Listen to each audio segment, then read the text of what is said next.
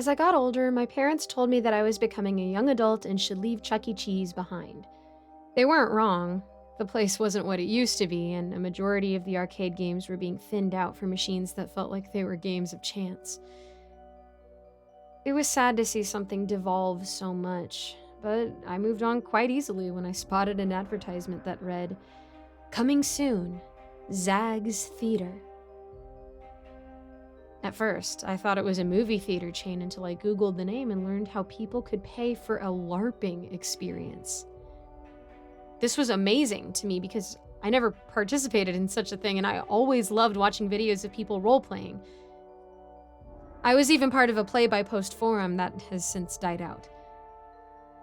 On its website, Zags was advertised as an event for all ages with quests that matured as the participant got older.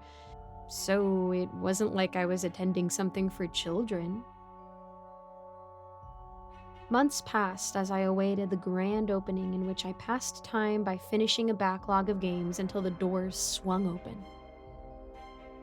I waited for school to end while trying to contain my excitement, and when that bell rang, I burst out of the class and into the streets as I made my way to the establishment. It was located in a walkable outlet mall where a bunch of people were waiting in line outside. A banner with the words "Grand Opening" along with the Zag character hung above the doors. He resembled a sprite wearing a purple tunic and had a purple pointy hat with hair sticking out, and he donned a big set of shoes. I later learned that Zag was actually a different type of kobold and not the short dragon kind that a lot of people were used to seeing. After a bit of waiting, it was finally my turn as I approached the front desk. The lobby had several doors. One led to a big hallway that took you to the waiting room, and one led to a souvenir store that sold merchandise of various characters. Unfortunately, I don't own any of the merchandise, which would have helped in providing the place's existence. But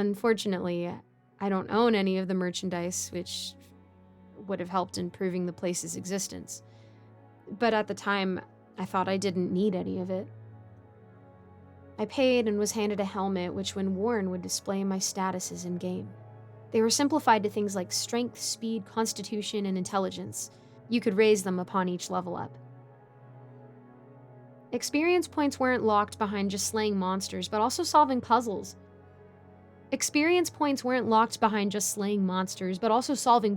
Or helping the various NPCs.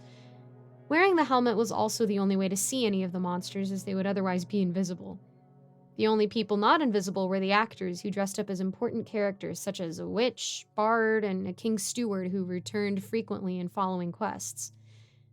There were a total of 4 different classes: the knight, thief, wizard, and cleric. It was all typical of the medieval fantasy setting, but I decided on the thief as I was rushed by the receptionist. As I was escorted into the waiting room, I was told a set of rules. The 2 I remember the most were the following. 1. Cooperative mode was restricted to only friends due to several incidents involving strangers attacking each other over disagreements. 2. Under no circumstances was the helmet to be removed during sessions. It made sense, as taking it off would kill all immersion. 3. To accommodate for everyone getting a chance, visits were limited to once a day. Violations of these rules would lead to a week-long ban. I also learned that there were 3 different kinds of tiers. Things would start easy, but they would get harder as you advanced in levels. This meant that the enemies would start generic, such as goblins, orcs, and skeletons. There was a chance of running into something interesting like centaurs or manticores, but they were rare encounters. I was taken to the waiting room where I waited nearly an hour before I was finally called. To be fair, it was the grand opening. Each room I entered either had me fighting a monster in turn-based tradition, solving a puzzle, or interacting with an NPC to try to gather clues. I remember my first objective was to find the nest of a magpie that had stolen an emerald ring off the fingers of a maiden. At one point, I got too cocky and my health depleted. However, by spending a bit of money, I was able to revive myself and proceed. Microtransactions at their finest. Some rooms could be solved by making use of class abilities. One example is that I could sneak past some of the monsters or pick the lock on a door as the thief to bypass a fight or puzzle. There would be consequences for failing, but it was usually an effect that wasn't severe. After finally locating the emerald ring that was stolen, I made my way to the next room to be rewarded with experience points and gold. I leveled up a couple of times and learned that the gold could be used to upgrade equipment. I decided to save it for things I felt would be needed and was mostly stingy on the first tier. Upon receiving my reward, everything would carry over into the following sessions thanks to a card handed to me, and the following door would deposit participants outside the building. The first few months of visiting Zags was uneventful. It was just typical quests that you would find in any role-playing game, but it was all in good fun.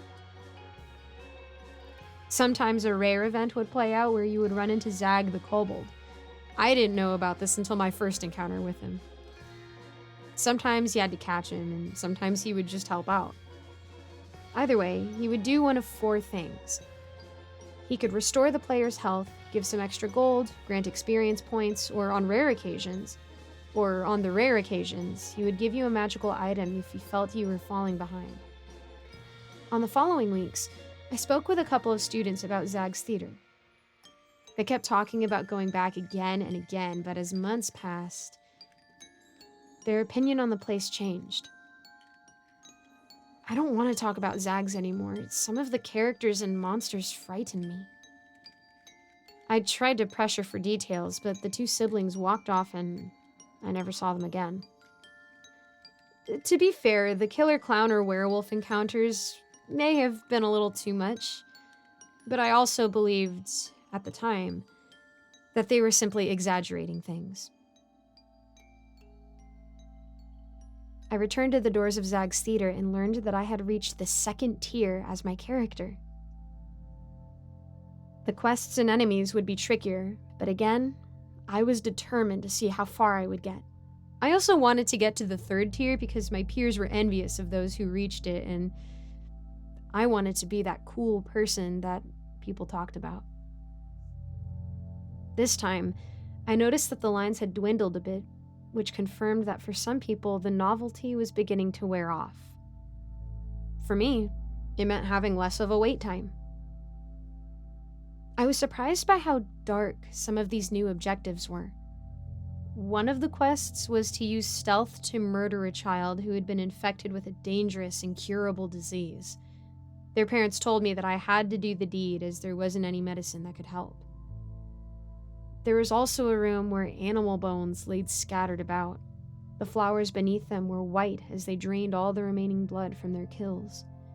Stepping into any of them would drain your health, so I had to navigate around the killer plants.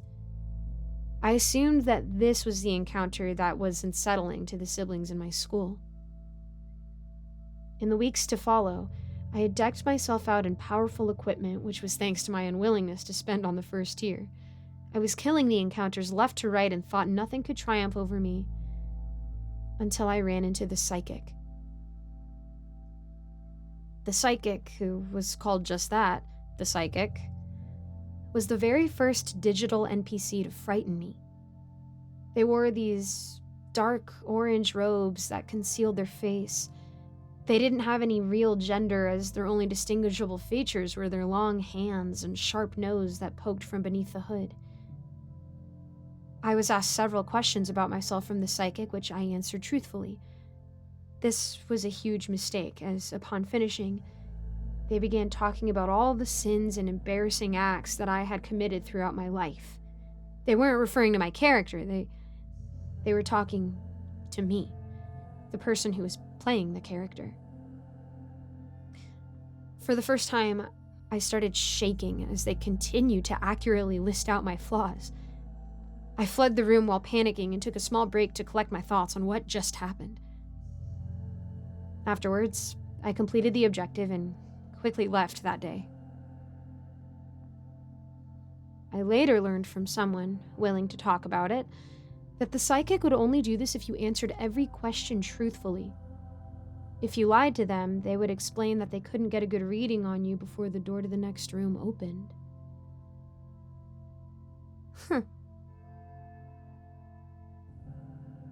I still ask myself something to this day. How was this NPC able to accomplish any of this? I took a break from the theater for a few weeks before I kept telling myself that the psychic's foresight must have been a coincidence. I showed up once more, but unlike before, there were only a few people left. A total of 6 recurring guests. Nothing else really happened, and I was able to get through the following quests that were still morbid, but there was still nothing compared to the character that I had previously encountered. I made it to Tier 3 after a few more sessions, which started at level 60 and onward. It felt like an accomplishment making it this far with all the epic equipment in my arsenal. I also had plenty of gold left over and was probably one of the strongest solo players there. However, despite feeling like I was prepared, I wasn't. It would be the last time I ever set foot inside. On that day, I was escorted by the receptionist, ready to do my first Tier 3 quest. She told me that I was one of the few to get this far and that I was about to face my hardest challenge. She also explained how I would receive a grand prize if I reached the end. My final quest was to locate a dog that was suspected in the death of their owners. The dragons, chimeras, giants, and other horrors awaited me as I kept my cool. There were 2 rooms that stood out to me in this tier. The first noticeable room had Zag, but he wasn't the happy or cheerful kobold from before. He saw my entry into the room and sat on this stump around the other trees. As I got closer, he left his spot and looked me in the eyes. His expression was a serious one. "Listen, this place is dangerous. You need to leave right away." I tried to ask what he meant by this. As if it was some secret quest. "I'm serious. They've gone too far." As Zag was about to finish that sentence, he suddenly disappeared without warning. It was almost as if what happened was some kind of glitch. I continued my advancement until I found the fated room that changed every feeling I had towards the theater. In the final room before that grand prize was a field with a cottage in the back. Next to the cottage and blocking the door was one lone dog. It didn't take long to identify it as a German Shepherd, but the thing that was off was it was panting, but its tongue wasn't sticking out. That was when I remembered the objective, to find a dog. As I stared at this thing, I noticed that littering the floors were several bones. They emitted a stench, and it was the kind of smell that you would try blocking out if you were driving or walking past a dead animal on the road. As I got closer, that stench got worse. Right around the shepherd were decaying bodies, and upon getting a good enough distance, I noticed it was slowly feasting on these remains. This startled me enough that it was finally noticed by my presence. It turned its head slowly and began to depart from where it was sitting. I kept my guard up and raised my magical short sword. It continued its approach, and as it did, its appearance changed. Its front and hind legs began warping as its chest burst open to reveal a set of teeth. Each of its paws burst to reveal a bladed scythe at the end as its body expanded, changing it into an unrecognizable fleshy mass. I'm afraid of parasites. They've given me frequent nightmares where they always find a way into my body and infect me. This phobia is what caused me to finally take off my helmet without caring about a suspension, and as I did so, the monster continued its approach. The bones, bodies, and that aberration should have been contained inside the helmet, but that thing was still in the room. what I thought was a 3D rendered creation, began to let out a distorted cry. I turned around and sprinted. I kept calling out for help as I turned to see the thing slowly giving chase from behind. I rushed through each of the previous rooms until I found myself at the lobby. It was completely empty, no receptionists and no participants. The double glass doors were locked, and I could still hear the parasite gaining on me as it let out another screeching roar. I was thankful that the thing wasn't fast, and also thankful for the chairs. I took one off of the floor and used it at the door repeatedly until the glass finally shattered. An alarm sounded, and I bolted out of there. For a while, I didn't even go near Zags Theater until I eventually returned with some friends. We walked by to see that the place had closed down on the following month.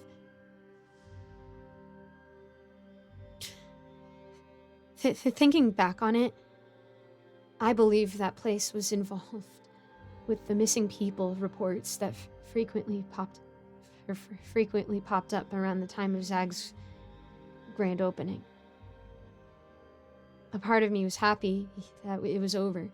Whatever did happen, Zags was no more. I could also no longer find anything about it online. Again, whatever happened, the authorities and Google were keeping knowledge of the business under wraps. I only told my non-LARP friends about what happened on my visit, and the fact that they found it hard to believe was a hint that I should keep quiet about it and move on with my life. It also didn't help that the people who went there would tell me that they were no longer allowed to talk about it. A lot of people have come forward about the supernatural at this place and have even gone into discussions about the oddities in their lives. So I want to ask a single question. Has anyone visited Zags Theater? If so, what was it like?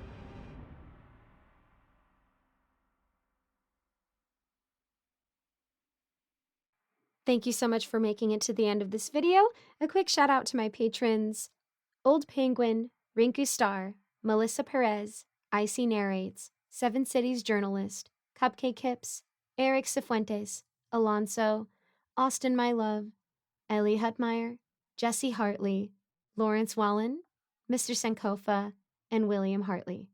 I always try to link a different charity in the description, so go ahead and check that out. I'm also going to start having more things on my Patreon soon, so keep your eyes peeled. And as always, I'd love to know how I can be praying for you, so go ahead and drop a comment and let me know how I can do that.